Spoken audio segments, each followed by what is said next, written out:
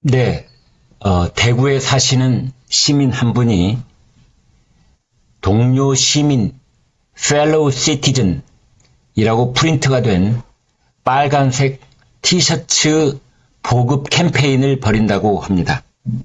여기에 관심이 있으신 시민들께서는 지금 소개해드린 1588-0642, 1588-0642 이곳으로 전화를 주시면 실비로 보급할 수 있다고 합니다. 네, 여러분, 안녕하십니까. 저는 오늘 아침에 이 사진 5명의 얼굴을 보면서, 아, 설마 했던 일이 이렇게 현실화되는구나. 우리나라의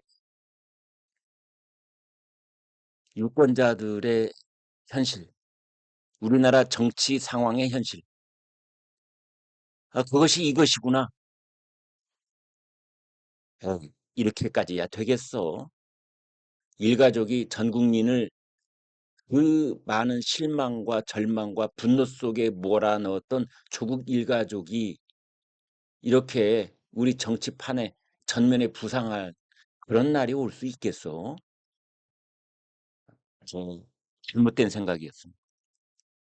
지금 사진에서 보시는 맨 왼쪽 조국, 그 다음이 황운하, 울산 선거 청와대 개입 공작 사건의 주범, 징역 3년. 그런데 지금 이 조국 혁신당의 원내대표입니다. 지금 엄연한 현역 국회의원입니다, 여러분. 왜? 1심 판결만 나왔고 대법원 판결까지는 아직도 머나먼 길이기 때문에 그렇습니다. 그 다음에 박은정, 그 다음에 뭐 최규근, 이런 사람들 윤석열 정부에 반대 있다. 그거 하나죠. 맨 오른쪽 신장식. 자, 이 사람들 얼굴을 보고, 그 왼쪽에 있는 두 사람 얼굴을 보고, 한 사람은 징역 2년 항소심까지 실형을 받은 사람, 한 사람은 1심에서 징역 3년 실형을 받은 사람. 이런 범법자, 피고인 정도가 아니라 실형 범법자들이 정당을 세우고 상당한 지지를 모으고 거의 당선 확실시 되는 그런 비례대표 순번을 받을 것이 이제 이번 주말 지나면 월요일 날 공표가 될 텐데, 참 기가 막힌 일이 이 땅에서는 벌어지려고 하고 있구나라는 생각이 듭니다. 내용 좀 자세하게 보겠습니다, 여러분. 조국, 황운하, 박은정, 차규근, 피고인 이면서 안윤 검사, 이런 사람들이 드디어 비례대표 후보가 됐다. 조국 혁신당이 후보 20명 명단을 발표했는데요. 음주운전, 편파 방송, 신장식도 포함이 되어 있습니다. 이 사람. 조국 혁신당, 조국 대표, 황운하 원내대표 등 비례대표 후보자 20명 명단을 발표를 했습니다. 장은주 비례대표 후보 추천위원장, 여의도 조국 혁신당사에서 기자회견을 가졌는데요. 101명 신청자 중에서 20명을 선정했다. 신청자 모두가 조국 혁신당의 비전과 가치를 실현할 능력을 갖춘 분들이었다. 이제 오늘, 내일 16일, 17일 순위 결정을 위한 국민 경선을 한답니다. 그래서 이제 월요일 날 공천이 확정돼서 그게 발표될 그런 예정입니다. 순번 어떻게 되겠습니까? 여기 지금 얼굴 보이는 사람들이 당선이 거의 확실시되는 그런 앞자리를 차지 않을까 이렇게 봅니다. 국민 경선 말은 그러지만은 조국을 강력하게 지지하는 사람들이 대부분 투표에 참여할 것으로 보이기 때문에 아마 조국 뭐 1번은 이제 여성에게 준다면 조국은 거의 2번, 황운하는 4번 뭐 이렇게 되지 않을까 그렇게 예상이 되는 겁니다. 여기 박은정이 1번 되지 않을까 뭐 이런 말도 나오고 있는데요. 아무튼 이 사람들 또다시 국회의원 배지를 달게 될 가능성이 매우 높아진 상황이다. 이러면 뭐 맞겠습니다.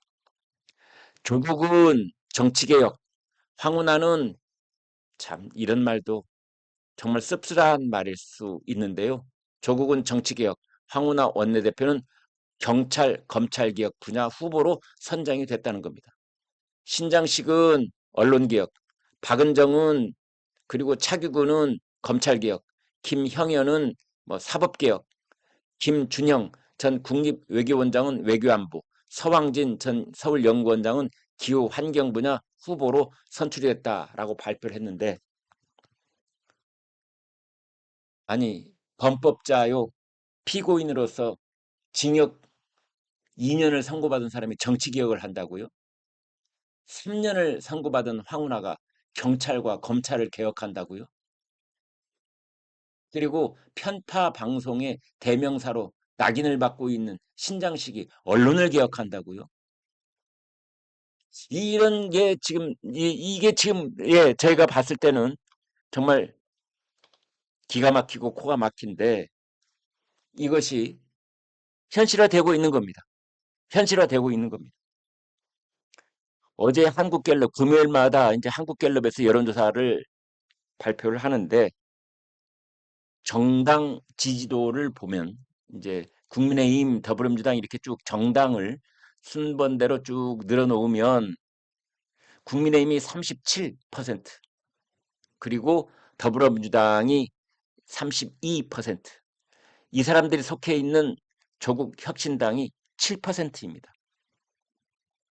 그런데요, 비례정당을 어디에다 찍겠느냐 이렇게 물어보면 이 사람들 조국 혁신당이 19%가 나옵니다. 19%. 그래서 지금 이 사람들이 거의 기고만장 이 수준에까지 지금 올라와 있는 겁니다. 표정들을 보십시오. 뭐 예전에는 처음 출발점에서는 5석 이렇게 생각을 하고 있다가 그 다음에 10석, 그 다음에 지금은 15석, 아마 일부는 야 우리 잘하면은 교섭단체 구성도 가능했겠는 걸, 이런 말들을 하고 있는 겁니다. 여러분 우리나라가 어떤 나라인 줄 아십니까? 게일리안하고 여론조사 공정이, 물론 2년 전 조사입니다만은, 대장동 사태의 몸통이 누구냐 이렇게 물었습니다. 대장동 사태의 총체적인 책임자가 누구지? 라고 물었던 여론조사가 있었는데, 그 결과 이재명이지 라는 대답이 49.3%. 우리나라 국민의 절반은 대장동 사태의 주범이 이재명이라고 보고 있습니다. 그런데 여러분 놀라지 마십시오. 대장동 몸통? 윤석열이지. 윤석열 대통령이 그 총체적인 책임자라고 보는 사람이 대답 37.9%. 우리나라 국민의 38%가 대장동 사태의 몸통으로 윤석열 대통령을 지목하고 있습니다. 이게 우리나라입니다, 여러분.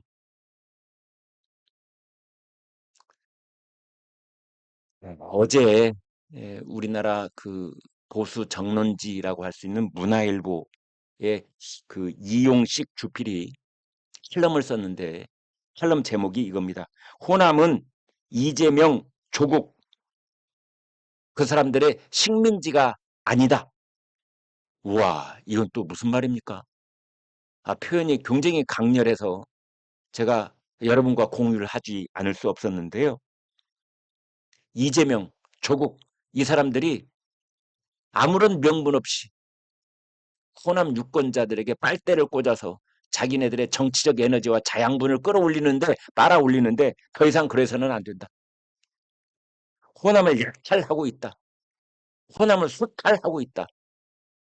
이 사람들의 식민지가 아니다. 그런데 호남은,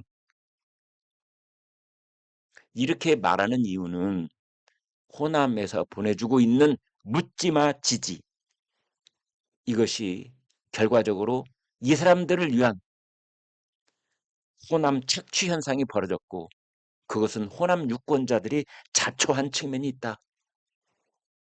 이런 분석인 겁니다. 조국은 지금 이렇게 말하고 있습니다. 더불어민주당하고 절대 합당 안 한다. 4.10 총선이 끝난 다음에 합당 안 한다. 근데 이거는 절반은 거짓말이라고 저는 봅니다.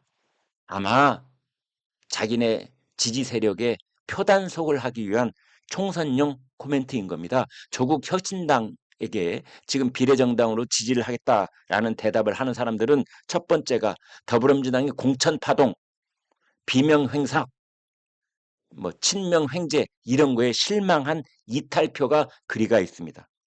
두 번째로는 조국에게 마음의 빚이 있다는 문재인, 그리고 조국의 마음의 빚이 있다는 문재인 지지자들, 이른바 친문 쪽, 이 사람들이 또 이쪽으로 가 있습니다.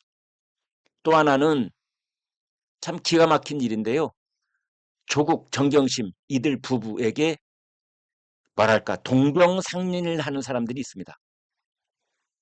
그 당시에 고 3학년 자식이 있거나 뭐 재수생이 있거나 이런 부모는 조국만큼은 아니어도 무슨 수를 써서라도 자식을 위해서 뭔가 좀 해야 되지 않을까 이런 생각 가진 사람들이 있었어. 이제 이런 분들이 우리 주변에는 여러분 있습니다. 물론 동양대 총장의 표창장을 훔쳐서 거기다가 붉은 도장을 또 훔쳐서 표창장을 위조할 정도는 아니었지만 그 비슷한 심정을 가진 분들이 있다는 겁니다. 이게 조국 동정표, 정경심 동정표. 불쌍하다. 그래서 대략 세 가지 지지하는 분들을 분류가 가능한데, 아무튼 이 불명횡사, 공천파동에서 이탈한 분들, 친문 지지자들, 그 다음에 조국은 불쌍하다는 동정표.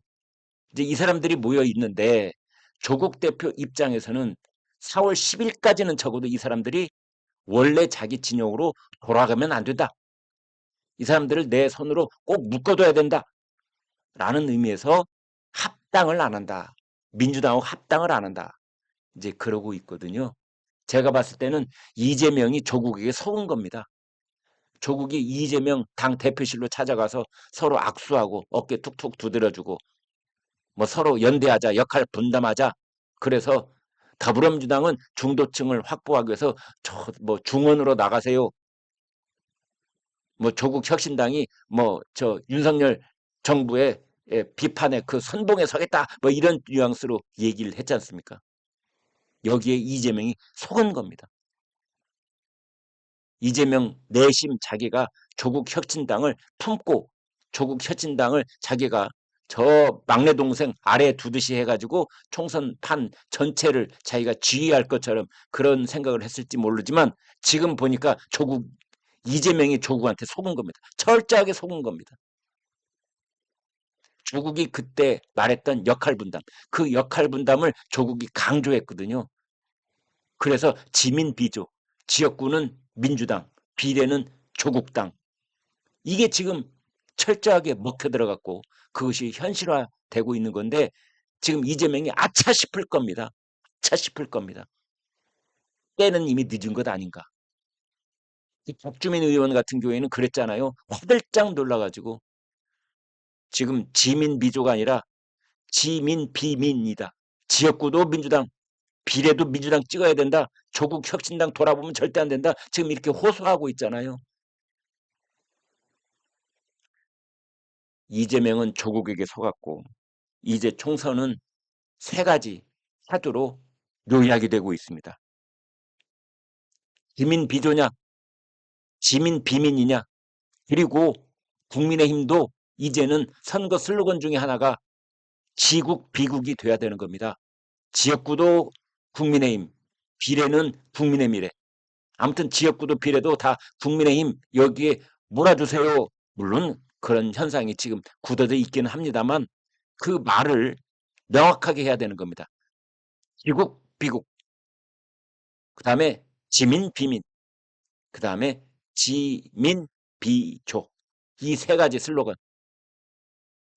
물론 이제 국민의힘 측에서 본다면 지국 비국 이 말을 너무나 또 강조하다 보면 지민 비조 쪽, 지민 비조 이쪽으로 분류될 수 있는 유권자들의 결집 현상이 더 강화될 수 있는 그런 반사의 이익을 줄 가능성도 있기 때문에 뭐 조금 더 정밀한 분석은 필요할 것으로 보입니다. 아무튼 이 5사람의 얼굴, 조국 혁신당의 비례대표 후보 20명 그 면면을 보면서 정말 설마 했던 일이 현실화되고 있다는 그런 생각을 금할 길 없는 아침이었습니다.